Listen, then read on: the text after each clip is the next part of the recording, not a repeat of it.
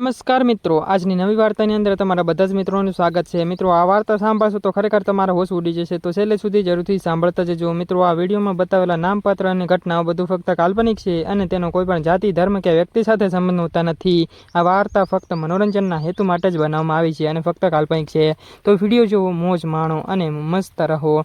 Video પસંદ આવે તો વિડીયોને લાઈક જરૂરથી કરી દેજો। તો મિત્રો, ચાલો હવે કહાની શરૂ કરીએ। તો મિત્રો, મારું નામ રવિ છે અને મારી ઉંમર 25 વર્ષની છે।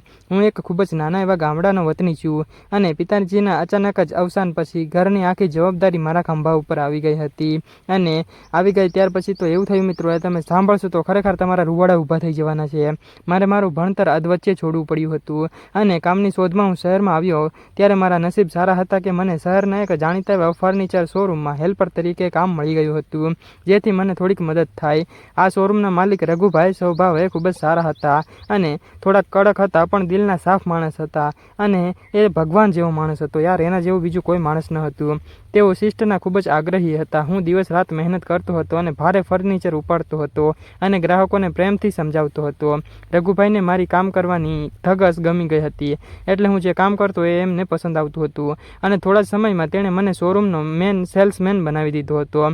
મિત્રો, રઘુભાઈને એક દીકરી હતી જેનું નામ હતું કવિતા અને કવિતા શહેરની મોટી કોલેજમાં ભણતી હતી, એટલે કે એને ભણતર ચાલુ હતું। તે દેખાવમાં જેટલી સુંદર હતી તેનાથી વધુ તેના વિચારો પણ સુંદર હતા, એટલે કે એ પણ ભગવાન જેવી જ માણસ હતી। રઘુભાઈ ઘણીવાર કહેતા, રવિ, મારી દીકરી મારા માટે બધું જ છે, તેને દુનિયાની કોઈ તકલીફ ન પડવી જોઈએ। અને એક દિવસ બપોરે રઘુભાઈ શોરૂમમાં હિસાબ કરી રહ્યા હતા ત્યારે અચાનક જ તેમને ચક્કર આવ્યા હતા અને તેઓ નીચે ઢોળી પડ્યા હતા અને હું દોડીને તેની પાસે ગયો અને તેમને ગભરામણ થતી હતી, એટલે મેં વિલંબ કર્યા વગર જ રિક્ષા બોલાવી હતી અને એક જ મિનિટની અંદર તાત્કાલિક રિક્ષા આવી ગયા અને તાત્કાલિક જલ્દી હોસ્પિટલમાં લઈ ગયા હતા અને ત્યાર પછી એમને ડોક્ટરોએ તપાસ કરીને કહ્યું હતું તેમને બ્લડ પ્રેશર વધી જવાને કારણે હળવો અટેક આવ્યો છે। હવે એમને કોઈ પણ વાંધો નથી, હવે એ ખતરાની બહાર છે। મેં તરત જ તેમના ઘરે ફોન કર્યો હતો અને ત્યાર પછી થોડી જ વારમાં કવિતા અને એના મમ્મી પપ્પા આવ્યા હતા। એ આપોઆપ હોસ્પિટલ પહોંચ્યા અને રઘુભાઈને અઠવાડિયું હોસ્પિટલમાં રાખવા પડ્યા હતા અને ત્યાર પછી આ દરમિયાન મેં એક બાજુ શોરૂમ પણ સંભાળ્યો હતો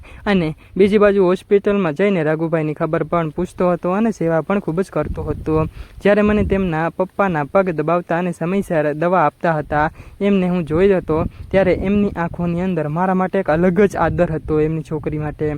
જ્યારે રઘુભાઈ ઘરે આવ્યા હતા ત્યારે ડૉક્ટરે તેમને 3 મહિના સુધી સંપૂર્ણ આરામ કરવાની સલાહ આપી હતી, એટલે ડૉક્ટરે કહ્યું હતું કે તમારે 3 મહિના આરામ કરવો પડશે અને રઘુભાઈને ચિંતા હતી કે સિઝનનો સમય છે અને ઓર્ડર કોણ પૂરા કરશે। ત્યારે કવિતા આગળ આવી હતી અને બોલી હતી, પપ્પા, તમે ચિંતા ન કરો, રવિ બધું જાણે છે અને હું પણ તેની સાથે હવે શોરૂમમાં જઈશ અને અમે બંને મળીને શોરૂમ સંભાળી લઈશું, તમે ચિંતા ન કરો। બીજા દિવસથી કવિતા શોરૂમ ઉપર આવવા લાગી હતી। શરૂઆતમાં તેમને લાકડા અને પોલીસ વિશે કશી ખબર ન હતી અને હું તેને ધીમે ધીમે બધું જ સમજાવતો ગયો હતો અને શીખવતો ગયો હતો। કામની વચ્ચે ઘણીવાર અમે ચા પીતા હતા તો વાતો પણ કરતા હતા। પણ એક દિવસ સાંજનો સમય હતો, એટલે કે સાંજ થવાની જ હતી, ત્યારે શોરૂમમાં કોઈ ગ્રાહક ન હતું। કવિતા ડિઝાઇનના કેટલોગ જોઈ રહી હતી અને અચાનક જ તેણે મારી સામે જોયું હતું અને ત્યારે જ મારે પૂછ્યું હતું, રવિ, તને ક્યારેય એવું નથી લાગતું કે તું આનાથી વધુ સારું કામ કરી શકા છો અને તને ખૂબ જ કામ કરતા પણ આવડે છે અને તારામાં આવડત પણ છે? ત્યારે મેં સ્મિત સાથે કહ્યું હતું, કવિતા મેડમ, મારા માટે મારું કામ જ મારી પૂજા છે। શેઠે મને જે સમય સાથ આપ્યો છે તે હું ક્યારે પણ નહીં ભૂલી શકું। અને ત્યાર પછી તો એવું થયું હતું મિત્રો, એ તમે સાંભળશો તો ખરેખર તમારા હોશ ઉડી જશે, તો છેલ્લે સુધી જરૂરથી સાંભળતા જજો। અને મારી આ વાત સાંભળીને કવિતા મૌન થઈ ગઈ હતી અને મારી વાત પૂરેપૂરી સાંભળી હતી, પણ તેની નજરમાં મારા માટે જે પ્રેમ હતો તે છુપાવી શકી ન હતી। સમય વીતતો ગયો અને હવે અમે માત્ર સાથે કામ જ નહોતા કરતા, પણ એકબીજાના સુખ દુઃખના સાથી પણ ધીમે ધીમે બની ગયા હતા।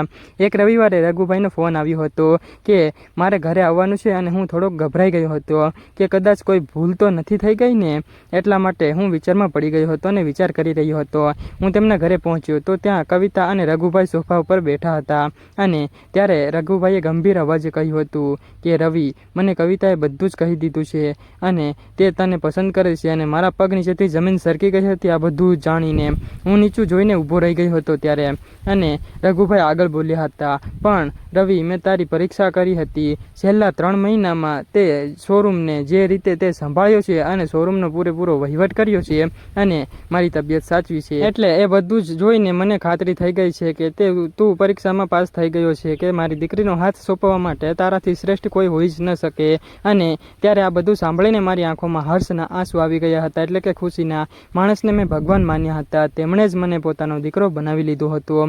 અને ત્યાર પછી બધું જ ખુશીથી ચાલ્યું હતું. થોડા મહિના પછી મારા અને કવિતાના લગ્ન થયા હતા અને આજે હું તે શોરૂમનો માલિક નથી, પણ એક જવાબદાર સભ્ય છું. મિત્રો, ગરીબી એ માત્ર પરિસ્થિતિ છે, પણ ઈમાનદારી એ માણસનું ઘરેણું છે.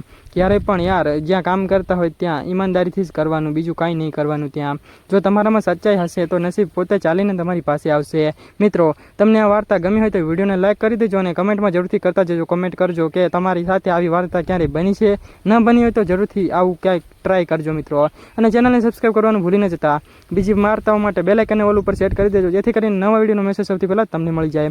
આવતીકાલે ફરી મળીશું એક નવી અને મસ્ત વાર્તા સાથે. એ જોવાનું ભૂલતા નહીં, કારણ કે ખાસ વાર્તા છે. આપ સૌ મિત્રોનો દિલથી ખૂબ ખૂબ ધન્યવાદ. અને મિત્રો, ફરી એકવાર જણાવી દઉં કે આ વાર્તા ફક્ત ને ફક્ત કાલ્પનિક છે અને માત્ર મનોરંજન માટે બનાવવામાં આવે છે, તો કોઈ પણ લોકોએ દિલ ઉપર ના લેવું. કોઈ પણ ધર્મ કે વ્યક્તિ સાથે સંબંધ હોતા નથી અને મનોરંજનના હેતુથી અને કાલ્પનિક રીતે જ વિડીયો જોજો. કોઈ પણ લોકો દિલ ઉપર ના લેતા. ઓકે મિત્રો, ધન્યવાદ. સબસ્ક્રાઈબ કરતા જજો મિત્રો.